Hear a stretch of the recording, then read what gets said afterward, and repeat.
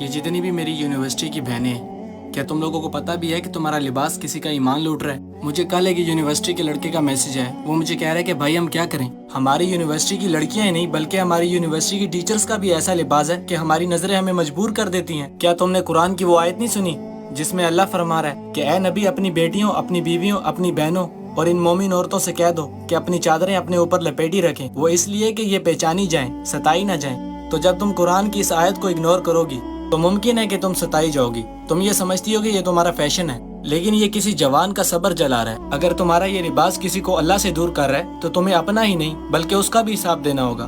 پھر تم یہ کہتی ہو کہ لڑکے وفادار نہیں ہوتے۔ وفا کی ڈیمانڈ کرنے سے پہلے تم خود کو تو دیکھو، تم وفا لینا کیسے چاہ رہی ہو، اور وہ تم سے وفا کیوں کرے جب تم اس سے اس کی حیا چھین رہی ہو۔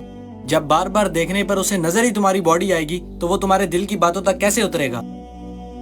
وہ تمہارے ساتھ ایک حیا والا فیوچر کیسے پلان کرے گا؟ جب تم خود کو خود اس کی نفس کے حوالے کر رہی ہو تو وہ تمہارے ساتھ کھیلے نہ تو اور کیا کرے؟ پھر تم روتے روتے کہتی ہو کہ فلاں مجھے یوز کر گیا، تو اور کیا کرے؟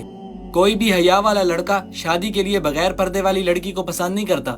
ہاں تو ظاہر سی بات ہے نا، کوئی بھی لڑکا تمہیں اس حالت میں دیکھ کر اپنی بہن کیوں مانے گا جب تمہارے اندر بہنوں والی کوئی بات ہی نظر نہیں آ رہی؟ تم چاہو تو کسی کو اللہ کے قریب کر دو، اور تم چاہو تو کسی کا سارا ایمان لوٹ لو۔ جب تم یونیورسٹی میں اس حالت میں جاتی ہو تو تمہیں لگتا ہے کہ تم سب سے کول لگ رہی ہو، لیکن حقیقت یہ ہے کہ تم کسی کے لیے بہت بڑی آزمائش بن چکی ہو، جس کا حساب اسے ہی نہیں بلکہ تمہیں ڈبل دینا ہوگا۔